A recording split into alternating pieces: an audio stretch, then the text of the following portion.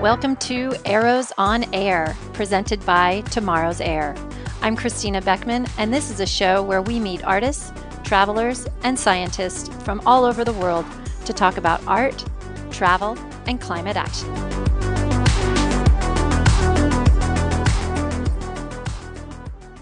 Good afternoon, friends. We're here today with Walker Cahall, an illustrator and teacher from Portland, Oregon.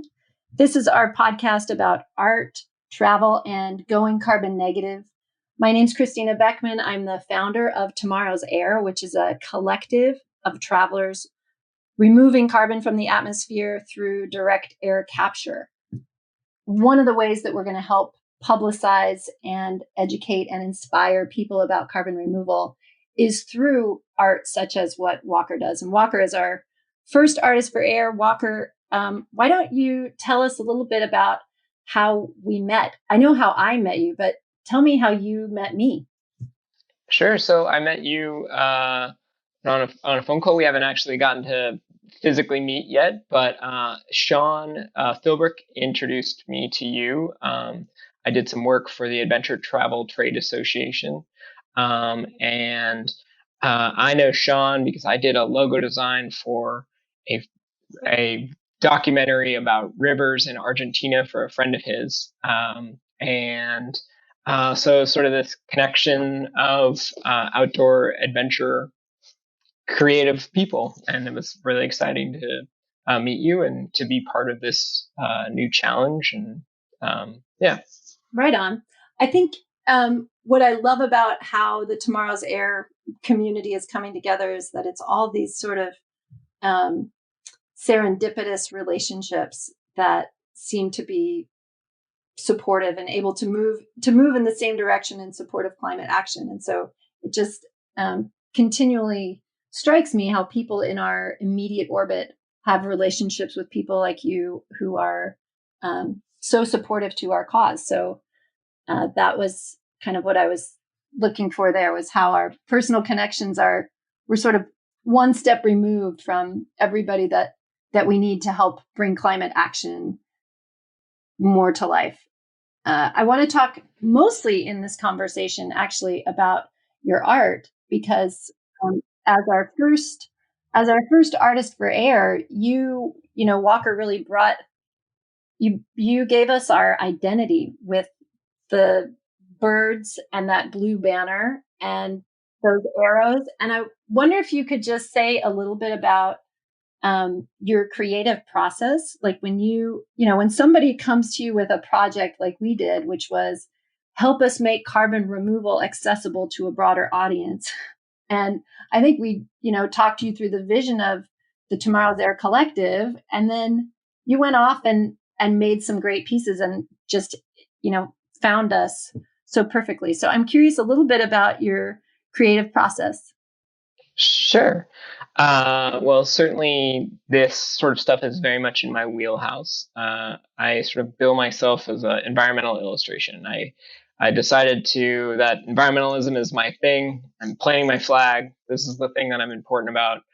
If I'm not working on solving climate change, it's probably not worth doing. So I've been doing environmental illustrations for the last 10 years.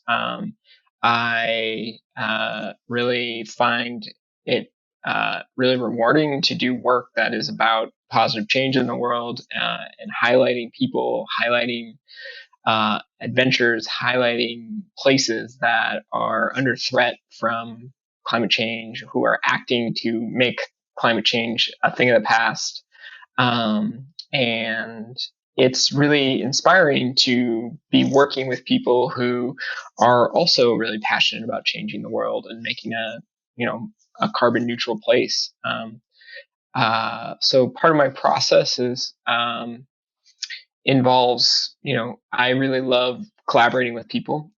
Essentially, what design is to me is it's a puzzle. It's a challenge. You came to me with a challenge. Your challenge was, how do we make carbon negativity a thing that is shareable and fun and can pull people in.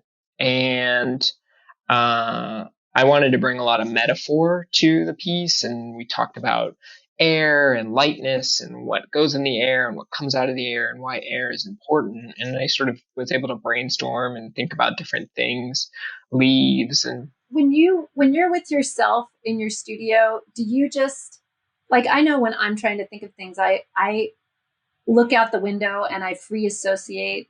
I was having a conversation with Alice, who we work with, and when she's trying to think of things, she does research. And I was like, I just look out the window and see what floats in. And I like, what do you do when you sit down at your desk? Do you look out the window, or what's the first thing you do? How do you get it flowing? the first thing I do is I like go on Reddit and hate myself because I can't start a project. But the second thing I do when I'm able to start a project is I mean, I love sketching. So sketching to me is a really like integral part of creating that space to be creative. And so I like to sketch outside. I mean, that's a really big important thing for me. Is we have this lovely garden, and I go out there and I sketch outside, and I come up with my ideas based around that. Um, and I need to have a time and a space to be creative.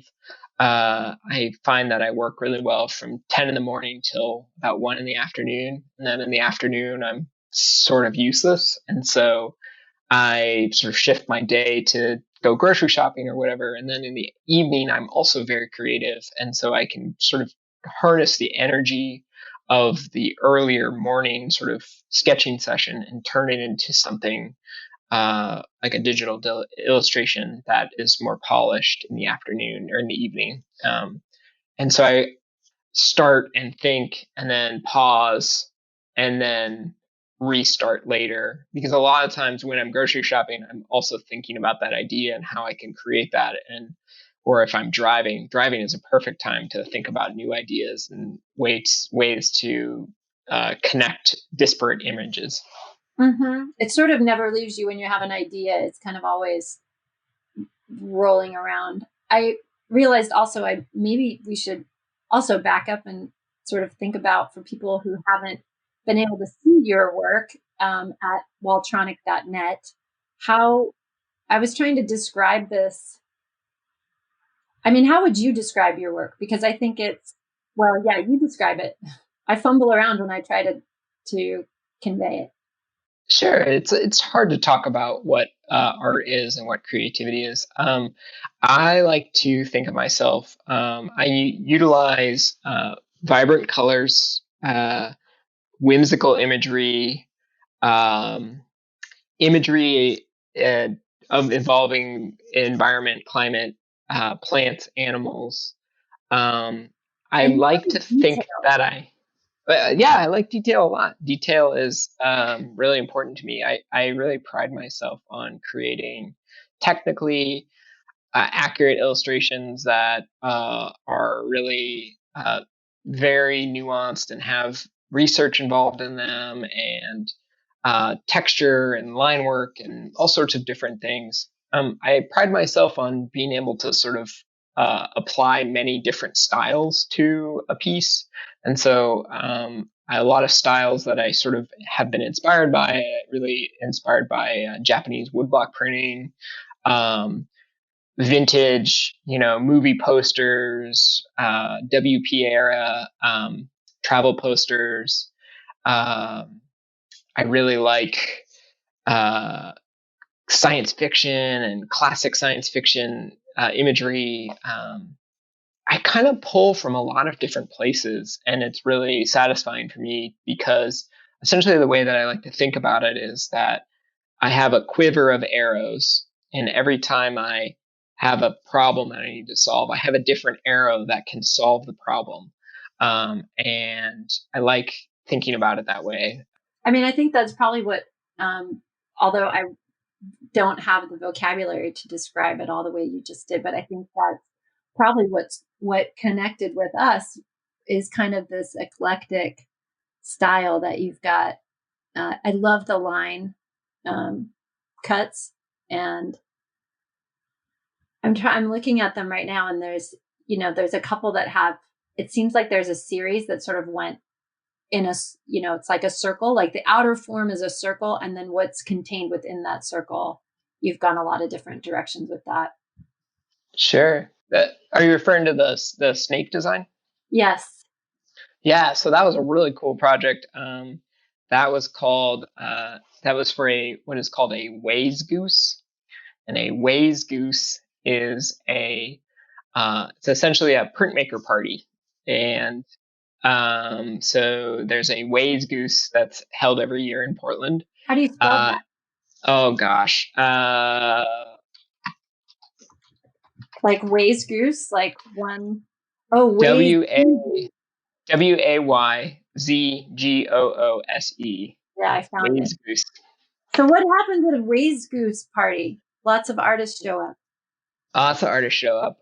What we did was we did steamroller prints. And so what a steamroller print is, you take a lino block. So it's essentially the same material that linoleum flooring is made of, but a little bit softer. You take a sort of blade and you carve away your image, and then you ink your image, and then you place paper over it, and then you run it over with a steamroller. So the image that you're referring to is this snake. It's in a field of leaves. It is entwined in itself, and it is sort of floating in this white space. And I did probably 6 sort of iterations of that digitally to sort of find the correct image and the correct sort of placement of what I was hoping to create. And then I had a 3-foot by 3-foot slab of linoleum, and it took me 25 hours to carve, probably. Super, super worth it. I had a great time doing it. And then, so we took it. I had a team of 4 helping me, and we had an hour to print, and we were able to print 15 prints of that. But so it's sort of this Formula One, pit crew kind of thing where, someone inks and someone takes the paper and someone places it down and someone's driving the steamroller. It was quite fun. And it's really cool because it's open to the public, and all these people are walking around and they see this giant steamroller sort of backing up and beep, beep, beep. And, it gets their attention. And then there's this moment, and it's like a magic trick, where I pull back this pad, and then I peel the paper up, and there's sort of this like sticky sound of things being pulled apart. And then you hold it up, and it's magic because this image suddenly appears. This pit crew has gone to work and they ran it over, and then you peel it up and this image sort of just appears. And it's that stark black and white contrast is really, it's really eye-catching in a lot of ways. I just Googled Wayzgoose, and I think it might be my new favorite word. It's a good word. Given by a master printer to his workmen each year on or about St. Bartholomew's Day. Well, that's cool. I think you mentioned before that you also like to travel, and I wonder, so one of the things, we have such a odd juxtaposition of themes with Tomorrow's Air, art, travel, and carbon removal. And I think, oddly enough, they do all come together and support each other.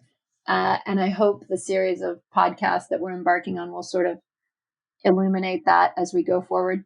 I see the connection intrinsically. You're our people, Walker. Okay, more there. Well, so how do art, travel, and climate change connect? Well, we travel to these places because we want to experience culture, and we want to see a different thing than what we're used to seeing. And we want to meet new people, and we want to hear new languages, and we want to eat new food, and we want to see beautiful things. And, sometimes those are mountains and sometimes those are trees, but they're also temples. They're, mosques, they're, grave sites. So these elements, these museums, these mosques, these grave sites, they have a lot of power to them. And we get excited about that, and we get influenced by that. And those create ideas, we create art, we create television, and it's a sort of cyclical element of go to a place, experience a culture, take that culture and apply that to your worldview.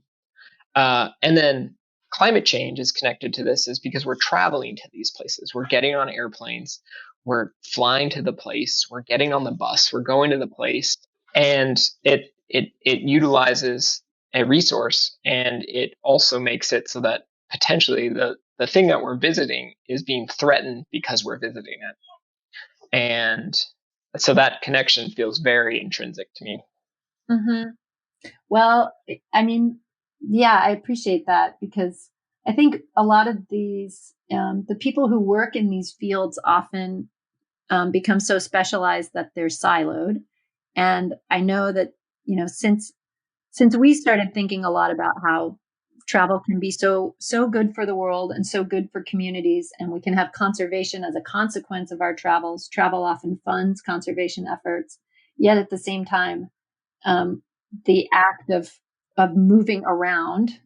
I mean, our entire life right now is sort of trapped in this system that's dependent on fossil fuels, and it's more than just travel. It's, when you take your life on the road, you're still having your life, your fossil fuel based life. So recognizing that travel could be great, but also undercut the thing that it depends upon, the natural resources, was this eye-opening moment for us. And then we figured out that there is something we can do.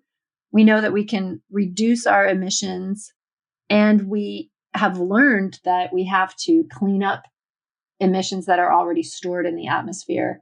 There's enough carbon dioxide stored in the atmosphere, which is a finite resource, which I am embarrassed to say I didn't grasp until, the past 4 years, maybe, that the atmosphere can be full. I didn't really get that. And we have to not only reduce, but we also have to clean up what's in the atmosphere. And we do have tools to do that. And one of the very direct and tangible ways we can do that right now is through direct air capture. And that, it turns out, is something that is very hard to explain. And so, once we realize that there's an opportunity to, if we can get enough people interested in and understanding the importance of and supporting carbon removal, carbon cleanup, we can help bring the price of it down. We can help scale it. There's so much work that needs to be done between now and 2050 to get us to net zero, that getting to that scale we have to take those first steps now. And so thinking about that was like, well, we're going to have to involve the creative community in that effort, because creators are the ones who inspire and delight and kind of keep you coming back. And I think that's the big opportunity here, is to sort of knit those topics together. So tell me about the birds. Tell me about the Tomorrow's Air birds. Like, what I showed that to somebody and they said, "Oh, I love that." And they wanted to look, they noticed that the birds were some different shapes. And they said, "What kind of birds are those?" I said, "I have no idea. But I don't even know if you know, Walker, are they just bird shaped?" They are just bird shaped. I didn't do as much sort of. I looked at a bunch of photos, and they're sort of based on snowy egrets, and then they're based on geese, and there's there's the photos, there's those videos of the plains of sub-Saharan Africa with the water and the flocks of herons and seagulls and flamingos, and it's like that stuff's so fascinating to me when you watch that on planet Earth. And that was sort of what I was trying to be inspired by, is that sense of the V that gets created, that sort of the tip of the spear, the element of the bird sort of finding their leader and going on their migration. That's the imagery that I was trying to evoke with that. Yeah, you got it. I also love, the I feel like there's like the lines, the little dashed line. And so looking at those is like, as they get further and spaced apart, it feels like you're pushing into space a little bit. Yeah. That, an element of that was that I wanted to echo the symmetry of the birds. And then also there's an element of, those are reminiscent of weather pattern tables, like wind pattern, wind current tables. And that's sort of a representation of how air moves around the world. And yeah, so I sort of was trying to combine those two elements together. Um, and yeah, I think it's fairly successful. Yeah, we love it. Tell me, I mean, obviously nobody's traveling right now all that much, but where would you like to go when we start moving around again? Well, we have two trips that we have sort of tentatively planned. We are gonna uh, get in our car and we're gonna go on a road trip, and we are gonna bring our dog and we're gonna go to California and see the ocean. And then we also are hoping to go to Ireland at some point in time in 2020. And we're feeling optimistic. We're also feeling realistic about the situation, and we're not going to do anything that isn't prudent. Um, so, but we are really excited about that idea. My friend has this phrase, and it really resonates with me, and it's become a life philosophy for both of us. And the phrase is, always have a trip planned. And for us, he's my friend. He's, I've known him for 20 years. And if we always have a trip planned, it's always something to look forward to. It's always something to get excited about. It's the reason you're saving money. It's the reason that you're, working so hard, is to go to this place, to check out this thing. And it can be a small trip. It can be a big trip. But that act of knowing that you have something to look forward to is something that really drives me. I love that. I actually unintentionally, but I think we do that also, always have a trip plan. And that might be part of what's funny about this moment, is not knowing if you can plan one. We had a trip planned. I was going to take my son to Kenya. And it's still looming out there. It's just funny to not the uncertainty of the end point around COVID. I think that's probably what has a lot of people going bananas. So Walker, I feel like I want to ask you a little bit about what it's like to be a teacher. Like, what's your favorite thing of being a teacher, and what are your students like? And if you think about, is there any of that you pull from your sort of what you know about teaching that might help us as we're thinking about being educators in a way, or I don't know, the bearers of news about carbon cleanup through various means, such as direct air capture? Like, what does the teacher in you say when you think about this monumental effort? So one of my teaching philosophies is that learning should be fun. And I think that people don't want to hear about doom and gloom. It's got its place and it's important, and it certainly can galvanize people. But I think I know I'm looking for answers. I'm looking for tangible solutions. And so if we can educate people in a way about this new technology that is exciting, that is sort of fun, that gives them something to work for, or they can join in tomorrow's air and they can actively be offsetting their credits, their travel credits, with carbon capture. That's a tangible thing that someone can do to help solve this problem. And so I think coming at this challenge with a voice of optimism, a voice of education, and a voice of essentially that it doesn't have to be all doom and gloom. We can sort of do this in a way that's fun. I think that is a really important way of thinking about it.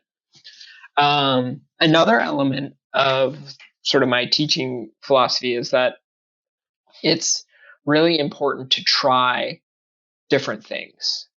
If the first solution is not the right solution, then you need to keep sort of chugging along and finding that right solution.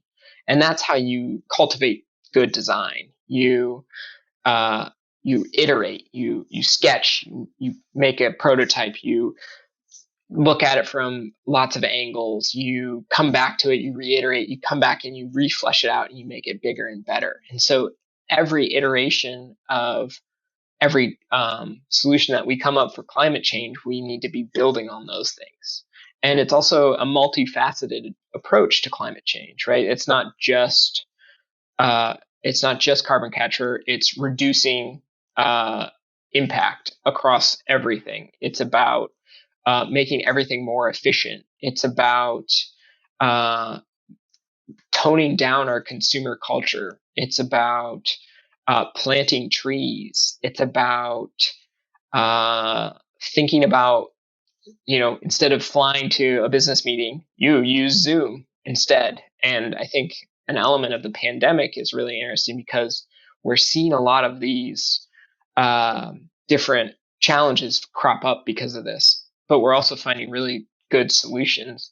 And these solutions can carry over to the climate change crisis of how we reorganize our society around this. And it really is a huge opportunity. I was in a conference, this Air Miners conference on Wednesday, and that is just what came through every session, was that this is an incredible opportunity for us to rethink business in so many ways. And people are doing that. It's the lectures on technology and how people are, the last lecture of the day was this woman, Lisa Dyson, from a company called Caverdi, and they make proteins from the air. And she was like, what if you could reconceptualize meat? And instead of thinking of meat in terms of an animal, what if you thought about it in terms of proteins?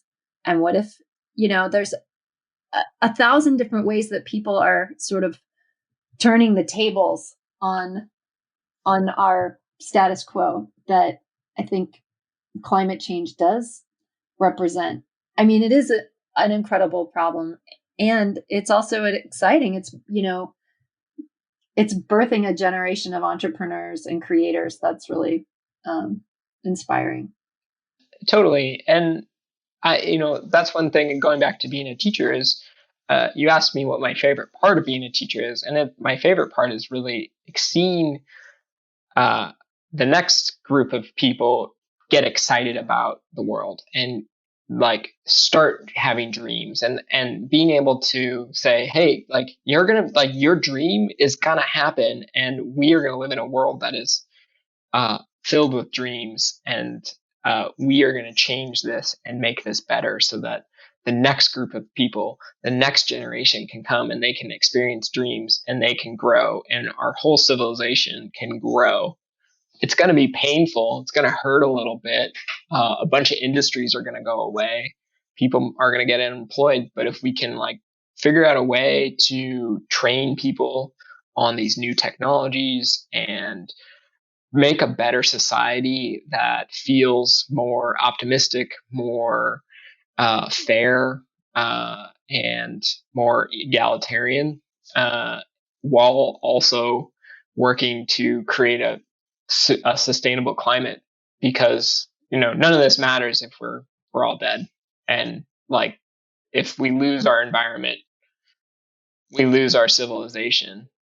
Yeah, I feel like I mean, sort of rambling on, but I'm not one of these people that feels like change is bad. And I know the earth is always changing and has always been changing and is always moving and shifting. And so when I think about preserving our atmosphere for future generations, I'm not hoping that nothing changes on earth. I know that some species will die and new species will crop up, and I know that will happen. I just would like for there to continue to be human human ingenuity on Earth. I'd like to think of my children's children being able to be happy on Earth. Anyway, I think that's a thorny philosophical question, because some people are like, well, change is good, get over it. And so it's not that we're not for change. I think it's wanting to see that happen in a way that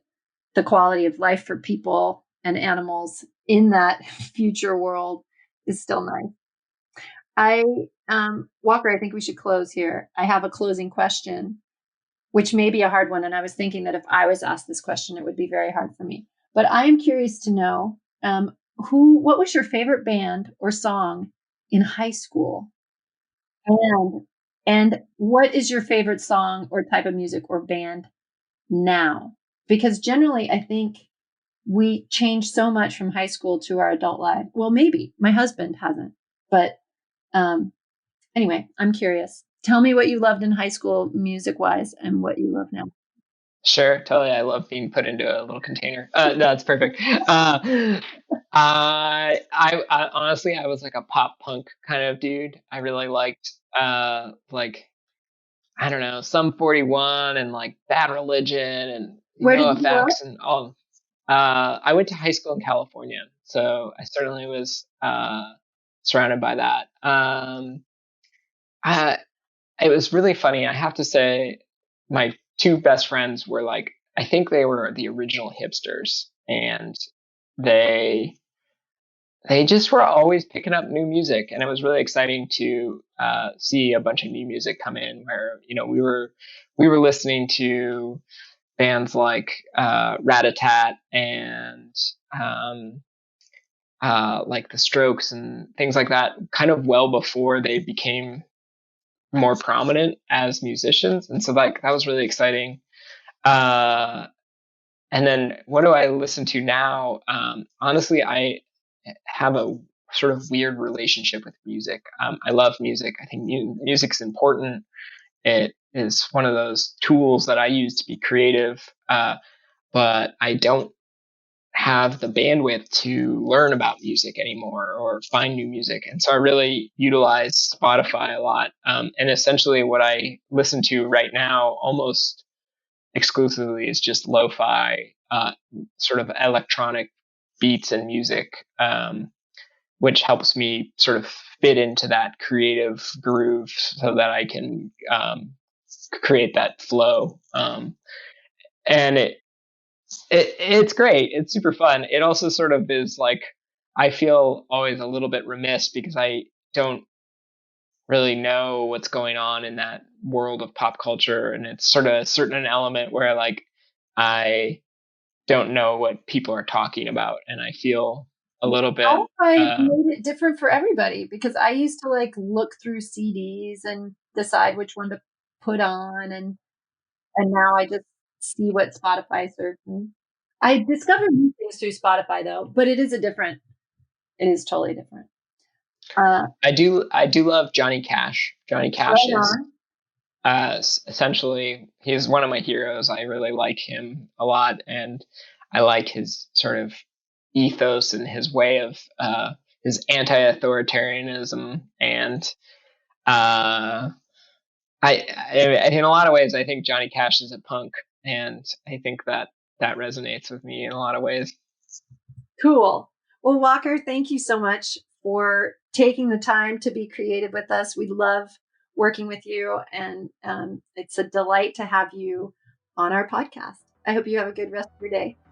Thank you. It was a pleasure to be here, Christina, and thank you so much for including me in this amazing endeavor. So thank you.